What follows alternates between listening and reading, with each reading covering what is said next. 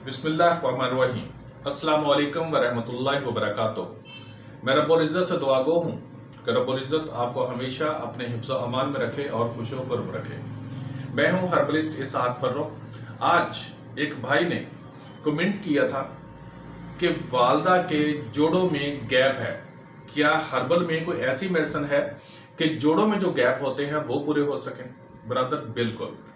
जोड़ों में गैप, जो खला पैदा हो जाता है, गैप पैदा हो जाता है, वो इंशाअल्लाह ताला अज़ीज़ बिल्कुल ठीक हो जाता है। लेकिन शर्त ये होती है कि थोड़ा सा, एक तो आपको नुस्खा सही बना लीजिएगा, दूसरा इसको कुछ देर लगातार इस्तेमाल कर लेना। मैं रब्बुल इज़्ज़त से डर कर कहता हूँ, बड़ी बात नहीं कहता। इंशाअल्लाह ताला अज़ीज़ कहीं भी खला हुआ, मोहरों के अंदर, घुटनों के अंदर, जोड़ों के अंदर, कहीं पर भी खला पैदा हो गया है, गैप पैदा हो गया है जॉइंट्स के अंदर, इंशाअल्लाह ताला अज़ीज़ वो क्लियर हो जाएगा। ठीक है जी। अब जरा नुस्खे को जरा तफसील से सुन लीजिएगा, इसके बारे में बाकी नहीं, साथ साथ लिखता भी रहूंगा और आपको समझाता भी रहूंगा, इसलिए आपको बनाना आसान हो और पूरी तफसील से। गलती ना करना, क्योंकि इसके अंदर कुछ चीजें तलने वाली हैं, आपको पता होना चाहिए कि क्या तलना है क्या नहीं है। ठीक है जी। इसका आपने गोंद कीकर लेनी है जी, गोंद कीकर। नजर आ रहा है भाई जी? सही देखना, जरा सही फोकस करना, ठीक है ना, क्योंकि स्क्रीन के ऊपर नहीं लड़के ने लिखना, तो जरा सही रखना। ठीक है। 150 ग्राम गोंद कतीरा, गोंद कतीरा 150 ग्राम, जैतून का तेल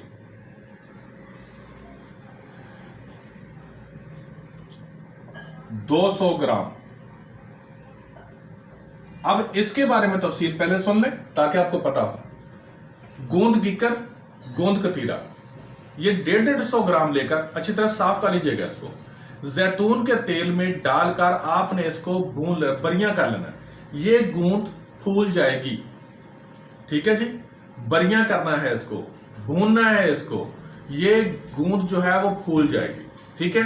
जब ये फूल जाए, इसको बाहर निकालें छलनी से, छलनी से निकाल के किसी भी कागज के ऊपर डालकर इसको खुश्क कर लें। तेल वगैरह इसमें से सारा कुछ निकल जाएगा।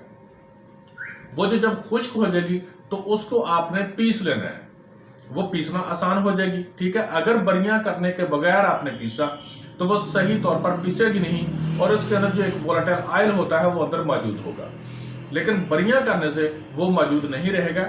इसलिए आपने इसको बरियां लाजमी कर लेना। और जब इसको बरियां कर लें और फिर उसके बाद पीस लें, तो ये मरकब जो है, ये पिसा हुआ बूंदे जो है वो लेनी है 100 ग्राम पीसने के बाद। ठीक है जी। पीसने के बाद 100 ग्राम। अब समझ आ गई इतने की। गोंद कीकर, गोंद कतीरा, जैतून के तेल के अंदर बरियां करके पीस लेना है। पीसने के बाद इसको आपने 100 ग्राम लेना है। अब अगले स्टेप पर चलते हैं, जरा तवज्जो से सुनिएगा प्लीज। हर कोई बंदा ऐसे नुस्खे नहीं बताता, ये जहन में रखना। ठीक है ना। हर कोई बंदा कभी ऐसे नुस्खे बताता, तो कहता है कि ठीक है जी चलने दें। असगंध आपने लेनी है जी 50 ग्राम।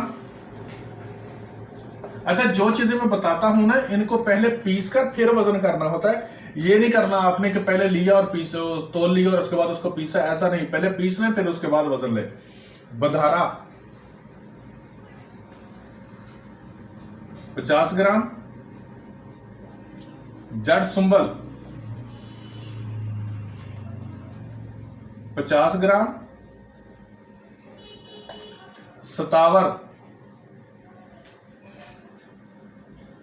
50 ग्राम, सूंड, सूंड भी कहते हैं, सूंड कहते हैं 100 ग्राम,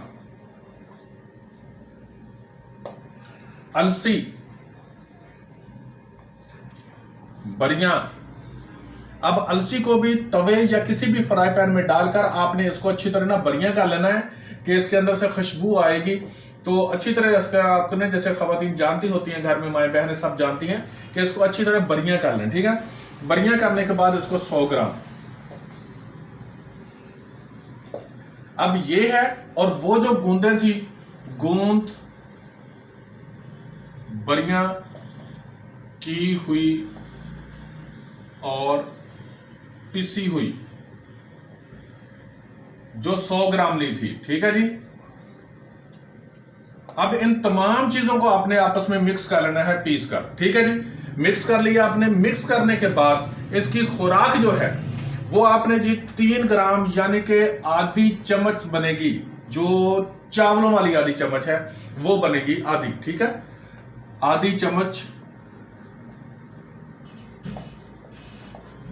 चावल वाली सुबह दूध के साथ,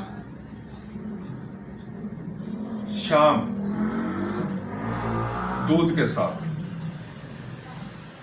अगर आपने ये नुस्खा बनाया और इस्तेमाल किया तो इंशाअल्लाह ताला चीज जोड़ों के अंदर खला जो गैप होता है वो खत्म हो जाएगा।